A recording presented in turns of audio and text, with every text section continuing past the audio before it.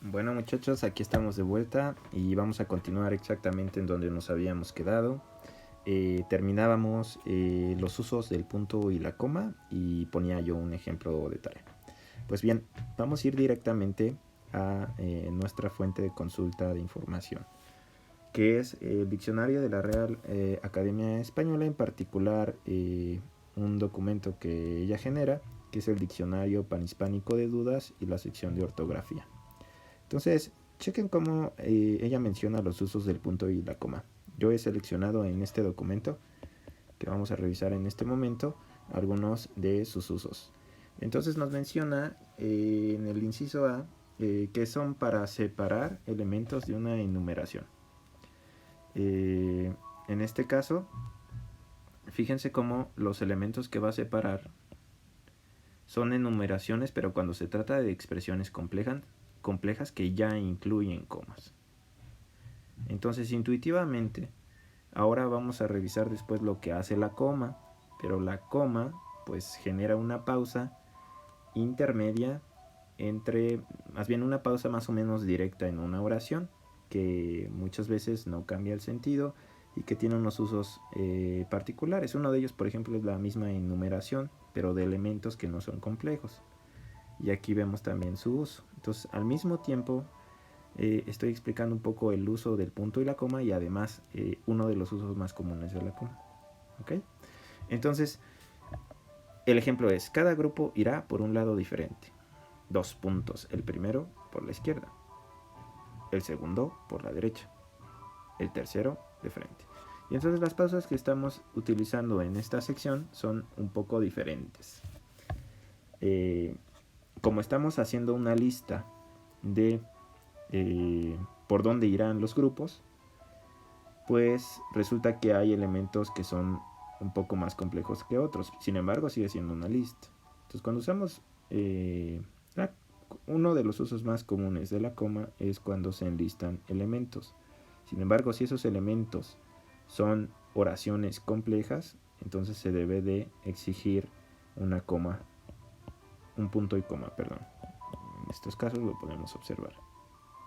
El ejemplo de abajo quizá es también bastante claro, ¿no? Se dieron cita el presidente ejecutivo Francisco Ruiz, el consejero delegado Pedro García, el vocal Antonio Sánchez y el secretario general Juan González. Bueno, la lista de cosas que estamos, digamos, presentando en esta oración son, al parecer, miembros de un cuerpo colegiado gubernamental o de alguna empresa. Y cada uno de estos miembros tiene un título asignado, como ser presidente, consejero, vocal, secretario. Y además hay una especificación de quiénes son cada uno de ellos. El presidente es Francisco, el consejero es Pedro, el vocal es Antonio, y finalmente el secretario es Juan. Entonces lo que tenemos que hacer es ordenar pues esa lista, y para ello nosotros vamos a utilizar comas. Las comas me van a permitir ingresar el dato de quién es el presidente, de cómo se llama, de quién es el consejero, etcétera. De los demás, digamos, miembros hacemos lo mismo, y sin embargo la lista se sigue manteniendo y ahí vamos a utilizar el punto y coma. Entonces, los tres usos previos que yo les había mencionado son de cierta manera muy útiles, muy claros. Este quizá está relacionado con el primero de ellos, pero fíjense cómo hay reglas como más específicas, mucho más concretas.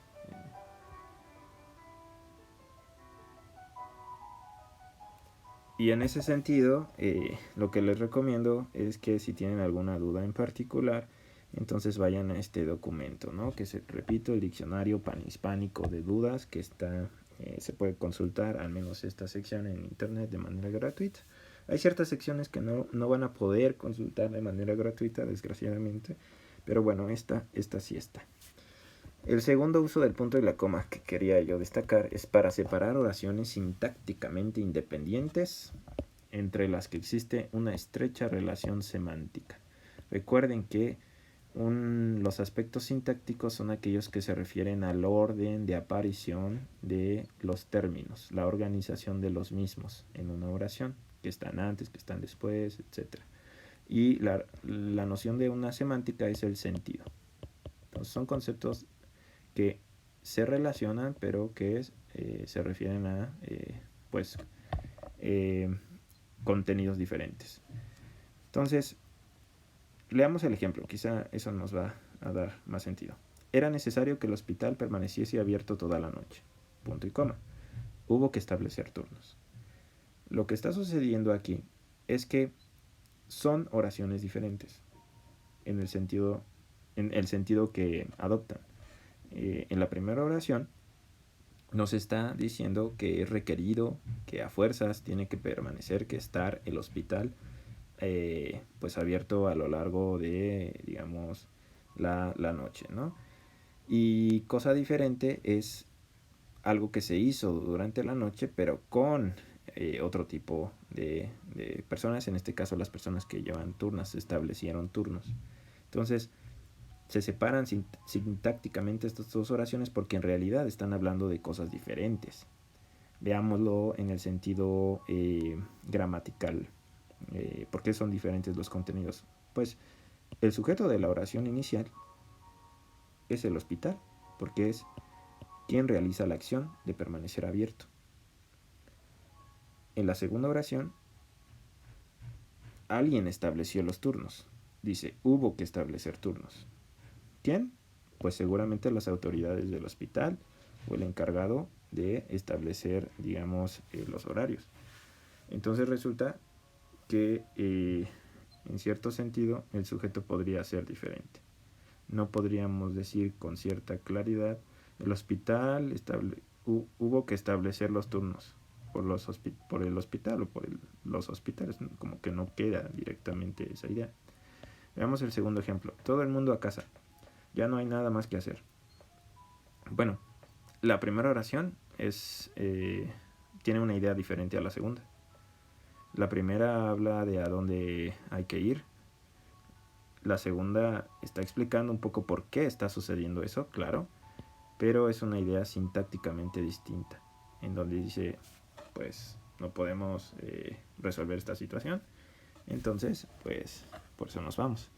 Entonces también el primer uso que yo estaba mencionando, el uso del punto y la coma como una clarificación, y sin embargo aquí en este inciso B se está detallando específicamente un uso de oraciones que son sintácticamente independientes, entre las cuales hay una especie de relación semántica. Si bien es algo diferente, depende de la una de la otra.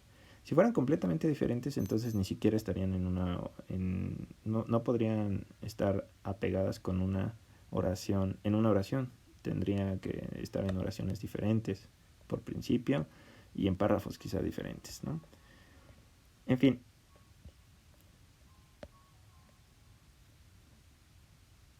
Aquí dice que sí se puede utilizar en algunos de estos casos el punto y seguido. Ese es un problema. ¿Por qué es un problema? Porque va a requerir del contexto, de una noción, digamos, de sentido en donde aparezcan estas dos oraciones. Entonces hay que tener cuidado con todo ello. En inciso C, se escribe punto y coma delante de conectores de sentido adversativo, que es algo que ya mencionábamos. Aquí hay otro ejemplo. Vayamos al ejemplo directamente. Los jugadores se entrenaron intensamente durante todo el mes. Sin embargo, y aquí está el conector o la conectiva adversativa, los resultados no fueron los que el entrenador esperaba. Otra más sencilla, ¿no? Sería esta. Pero resulta que, disculpen ese movimiento extraño, pero esa notificación. Resulta que aquí no va a punto y coma. ¿Por qué? Porque son simplemente elementos cortos, no son oraciones complejas. Otro uso es el de se pone punto y coma detrás de cada uno de los elementos de una lista o relación cuando se escriben en líneas independientes y se inician con minúscula, salvo detrás del último que se cierra con punto. Entonces aquí ustedes pueden observar el uso del punto y la coma. Se está pues enlistando las conjugaciones en el español, los tipos de verbos, y no se está utilizando mayúscula en ninguno de ellos, porque se está utilizando punto y coma. Y como son amplias o un poco más largas las expresiones, entonces se utiliza el punto y la coma. También se utiliza punto y coma con el plural. Bueno, este uso es medio curioso. No vale mucho la pena verlo, pero digamos, si a alguien le interesa puede leerlo posteriormente. Ahora bien, también ustedes deben de saber que existen los dos puntos. Entonces, los dos puntos generalmente dan una enumeración de carácter explicativo. Aquí se ve el ejemplo, ¿no? Que te está explicando el ejemplo. Pero bueno, el ejemplo dice: ayer me compré 2 libros. 2 puntos, uno de Carlos Fuentes y otro de Cortázar. Te está explicando una enumeración. Te está diciendo cuáles son los 2 libros que compró.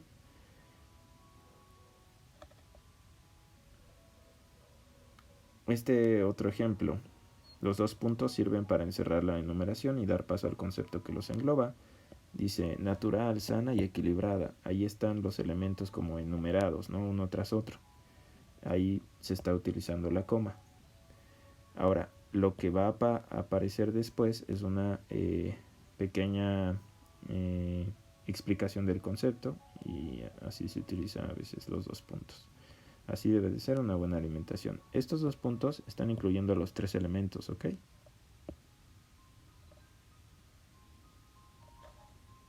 Existen muchos usos de los 2 puntos. Ustedes pueden leerlos con cuidado en casa.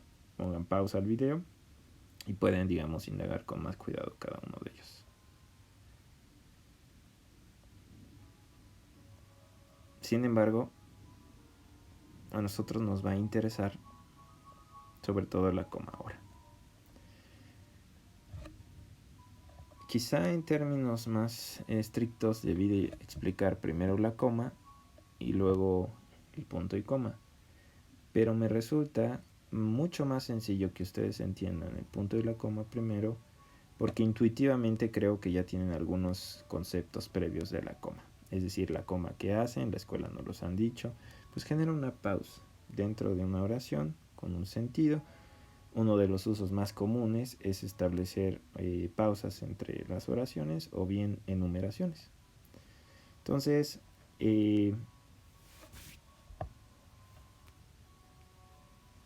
vamos a explicar un poco antes de entrar a otras explicaciones más complejas, pues esa idea de la coma de manera muy sencilla. Entonces la coma separa elementos análogos a una serie. Vamos a ver sus usos, digamos, usos muy generales.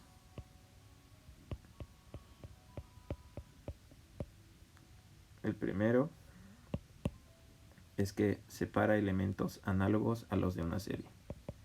Separa elementos, palabras análogos de una serie. Análogo puede ser leído en este caso como semejantes, parecidos, comparables, ¿no? También quiere decir. Y bueno, pues aquí podríamos poner muchos ejemplos. Digamos, Joaquín comió manzanas, peras, uvas y no sé, y duraznos, ¿no? Ese podría ser un ejemplo. Otro ejemplo, por ejemplo, digamos, la menonita vendió quesos, leches, yogur,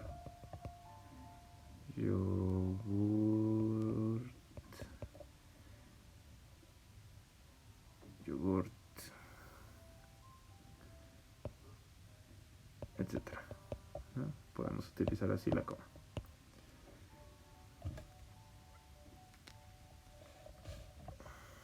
Pregunta, y esta es una, digamos, participación, quizá estoy poniendo a lo mejor adrede, pero ¿está bien escrita esta palabra?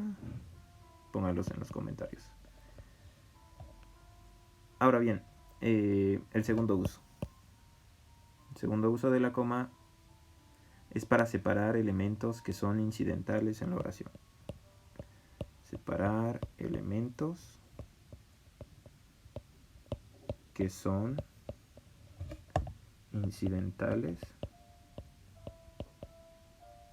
en la oración.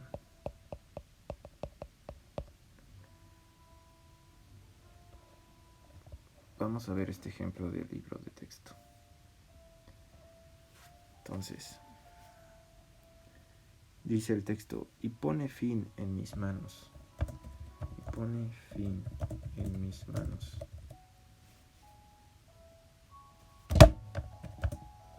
Con una profunda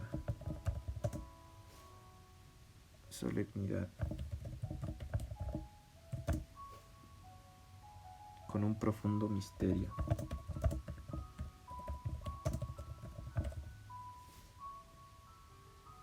El abultado. El abultado. Cartapacio.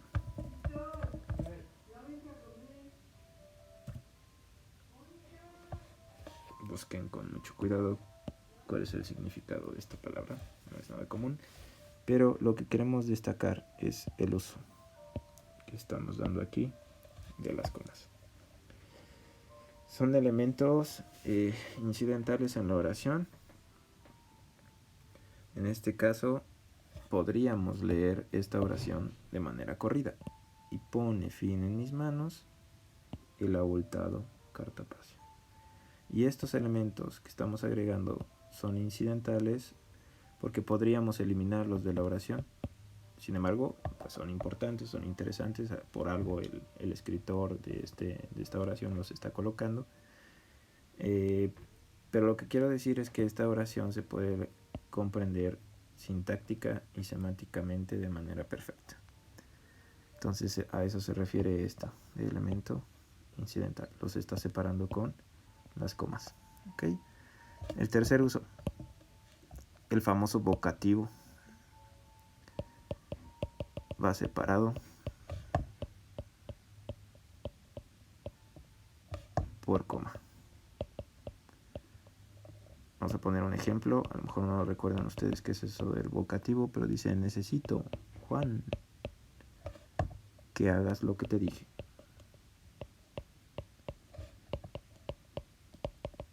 Lo que te dije. ¿Cuál será el vocativo? Bueno, aquí está. El vocativo es aquella persona a la que va dirigido el mensaje y se le está haciendo una mención específica con su nombre o quizá con algún apodo podría aparecer aquí. Y entonces este mensaje va dirigido directamente a alguien. Necesito que hagas lo que te dije, pero no digamos a cualquiera, se le está dirigiendo este mensaje a Juan. Entonces siempre que hagan, digamos, la mención del receptor de un mensaje, necesitamos colocar las comas. Final, otro uso, ¿no? El cuarto uso. Antes de las oraciones introducidos por pero y por sí, ¿no? Antes de frases, vamos a colocar esa razón así. Antes de frases o palabras como pero, sí, y en un momento vamos a establecer un poquito más de ellas, pero con la ayuda de un documento. Entonces, pongamos un ejemplo. Iba a borrar el video, ¿no? Iba a borrar el video. Pero decidí dejarlo como estaba.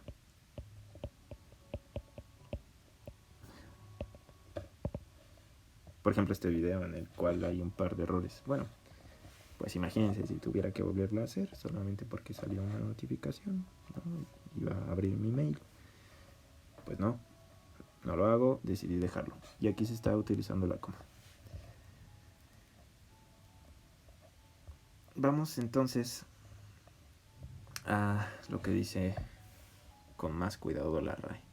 Digamos, las 4 razones generales que yo mencioné son bastante, creo yo, útiles, son bastante generales, pueden aplicarse en muchas situaciones y sin embargo existen un montón de reglas especificadas que pues requerirían coma. En este caso, el diccionario panhispánico de dudas nos dice esta regla que saqué, que investigué y que estoy colocándoles, ¿no? Como una selección. Dice, se escribe coma detrás de determinados enlaces como, y hay un montón de enlaces aquí que podemos observar. Esto es decir, a saber, pues bien, ahora bien, en primer lugar, por un otro lado, por una otra parte, en fin. Por último, además, con todo, en tal caso, sin embargo, no obstante, por el contrario, en cambio, y otros similares. ¿Ok? Ustedes observenlos. Así como detrás de muchos adverbios o locuciones adverbiales que modifican a toda la oración y no solo, a uno de sus elementos, como efectivamente, generalmente, naturalmente, etc. ¿Por qué estoy colocando estos ejemplos? Porque ustedes cuando escriben los textos, las narraciones, muchas veces he visto algún par de tareas, no saben utilizar correctamente estas palabras. Siempre deben de colocar una coma después de ellas. Entonces, aquí seguramente les voy a colocar, asociado al uso de estas expresiones, una tarea donde les voy a exigir que utilicen algunos de estos términos. ¿Okay? Entonces lo estoy colocando aquí, que no lo olviden, y para cuando vayan a leer esa tarea, ustedes remítanse a esta parte del video. Entonces chequen el minuto, ¿no? En el que están apareciendo. Otras reglas que pueden ver, estas otras expresiones. Detrás de complementos encabezados por locuciones preposicionales de valor introductorio, como cuáles, en cuanto a, respecto de, con respecto a, en relación con referencia a tenor de. Y hay ejemplos aquí, ¿no? Dice, por ejemplo, esta oración, ¿no? A tenor de lo visto, coma. No creo que cambie mucho la situación. Es decir, pues bajo esta circunstancia, según lo que puedo yo percibir, eso significa tenor de lo visto, no creo que cambie mucho la situación, ¿no? En fin, lo mismo para estos, ¿no? Digamos el comentario que había hecho con respecto a tarea. Ahora bien, hay un uso muy interesante de la coma, que es el siguiente. Este es un poco más rico conceptualmente. Dice, para distinguir entre sentidos posibles de un mismo enunciado. Entonces lo vamos a leer con cuidado y veremos el ejemplo, ¿no? Me parece ilustrativo. Una misma secuencia de palabras puede tener varios significados, dependiendo de cómo esté puntuada. Es el caso típico en donde la puntuación altera el sentido de la oración, y eso puede ser muy grave. El ejemplo que viene aquí. Me he vestido como me indicaron. En cambio, otra oración con diferente sentido es me he vestido como me indicaron. Entonces, en la primera oración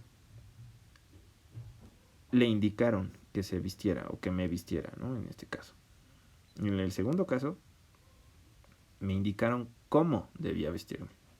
No es lo mismo.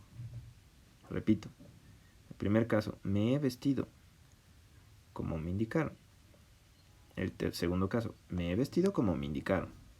Entonces, en el segundo caso se está incluyendo la manera en la que se está vistiendo.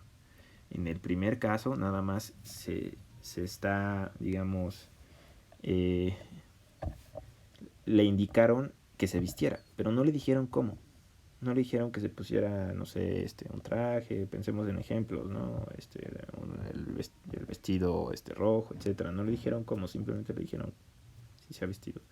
Y esto deben de tenerlo en cuenta porque, digamos, cuando estamos escribiendo nuestras ideas, nuestras narraciones, nuestros textos, nuestros ensayos, esto puede producir una confusión en el lector y puede cambiar el sentido de aquello que yo quería expresar. Si no se coloca coma en estos casos, detrás, esta es otra regla, ¿no? Detrás de mientras, esta palabra es conjunción. Aquí viene este ejemplo de cambio de sentido. Lo están colocando aquí porque están hablando de este mismo concepto para distinguir entre sentidos posibles, ¿no? Entonces dice, mientras hizo lo que debía y todo salió bien, coma, no hubo problemas.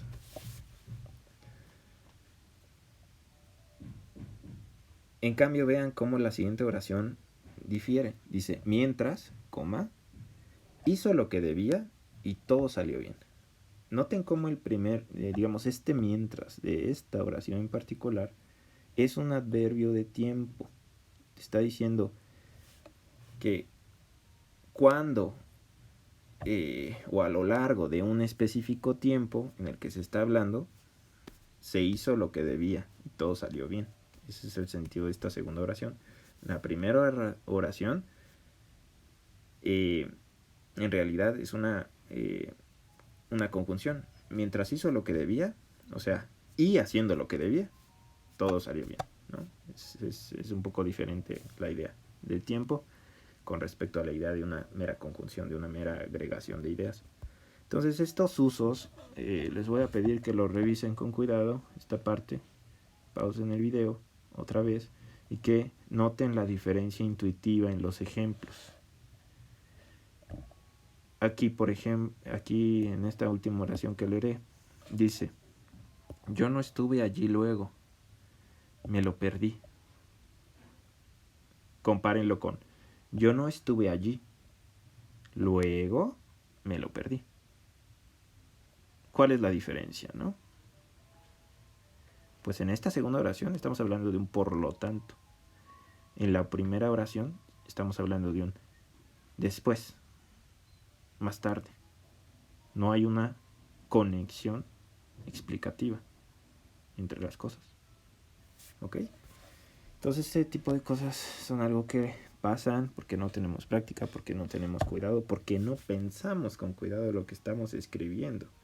O quizá, y más grave, porque en nuestra misma cabeza no tenemos la claridad de la idea.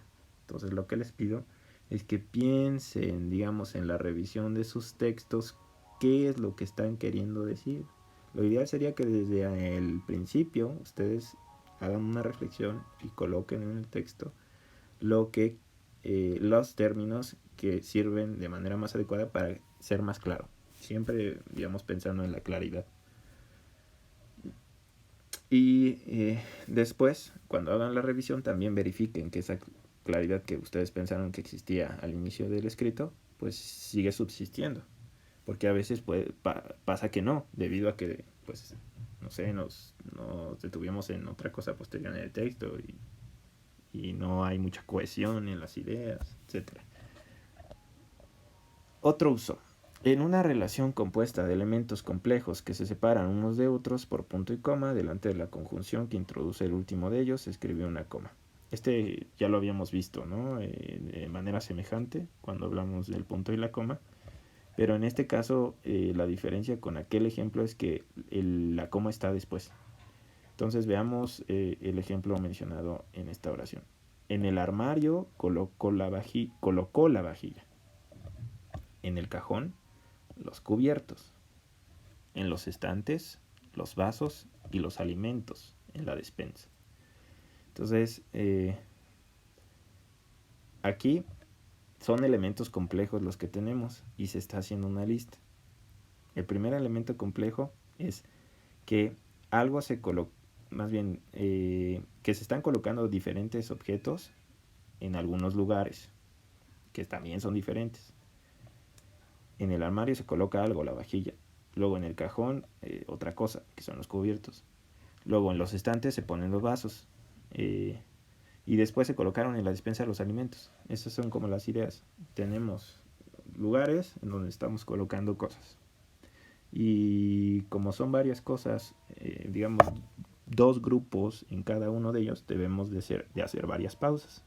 Entonces la manera de escribirlo, en este caso, pues si se dan cuenta, más bien tiene un pequeño estilo que podría ser confuso. Entonces aquí a lo que me refiero es esta última frase que dice, y los alimentos en la despensa. Fíjense cómo los anteriores elementos no están ordenados de esa manera, están ordenados de manera diferente. Primero se coloca la cosa que contiene a algo y después lo contenido. Armario, vajilla. Cajón, cubierto. Estante, vaso. Sin embargo, al final se invierte el orden. Se dice, y los alimentos en la despensa. Los alimentos están dentro de la despensa, no al revés. Este tipo de cosas, este ejemplo en particular, lo voy a utilizar para hacerlos reflexionar en dos cosas.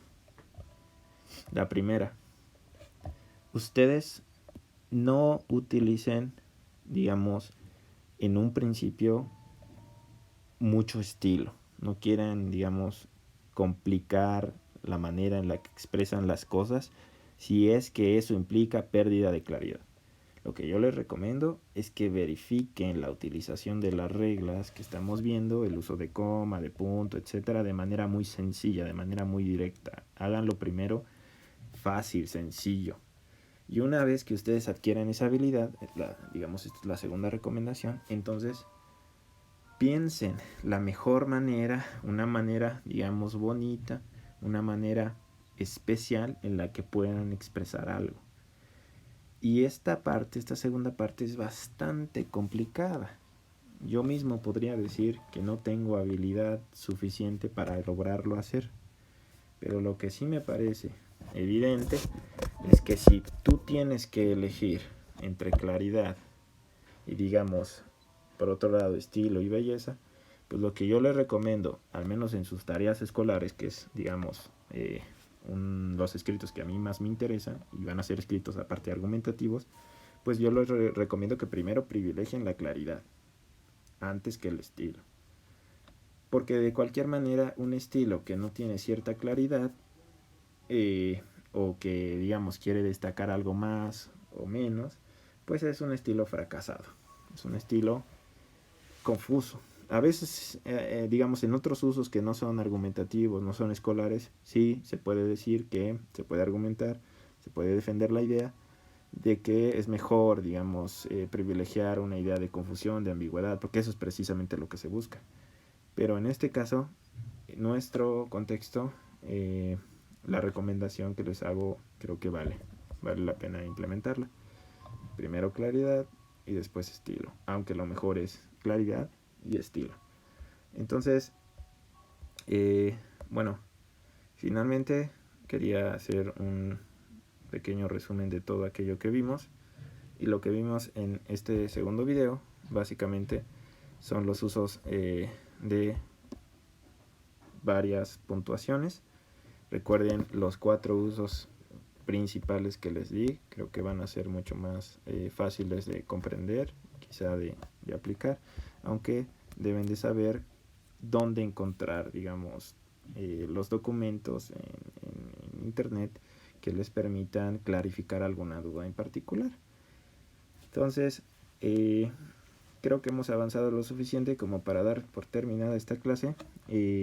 Esta daría término a el tema de la puntuación en general, aunque el tema de la puntuación, digamos, como nota al final de este video, es muy amplio y los usos de los elementos que hemos mencionado pues pueden ser amplísimos también. Por ejemplo, y para motivar esta opinión, el uso del punto. Bueno, el uso del punto también tiene sentidos no, digamos, ortográficos, no gramaticales. Cuando nosotros escribimos pues la hora, ¿se puede poner punto o no? Se tiene que poner 2 puntos. Cuando nosotros estamos expresando una operación matemática, ponemos un punto también, ¿no? Por ejemplo, así. ¿Qué quiere decir eso? Todos esos usos pues también están reglados por la Real Academia Española, y a veces pues tiene muchas reglas muy estrictas en ello. Y la idea es que la amplitud del carácter normativo de las reglas de la RAE es bastante amplia y muy, muy considerable, y se puede hablar mucho de todas esas cosas. Pero nosotros solamente queríamos dar una introducción general a ciertos usos que ustedes, creo yo, necesitan pulir, necesitan practicar. Y en tarea futura, pues básicamente lo que ustedes me van a tener que hacer es poner ejemplos de las cosas que he explicado en este video y que explicaré quizá en algunos otros. Entonces, muchas gracias por su atención. No olviden responder algunas de las cuestiones que se encuentran abajo en la descripción del video, y quizá si ustedes tienen digamos la disposición, me puedan regalar un like. En fin, aquí terminamos y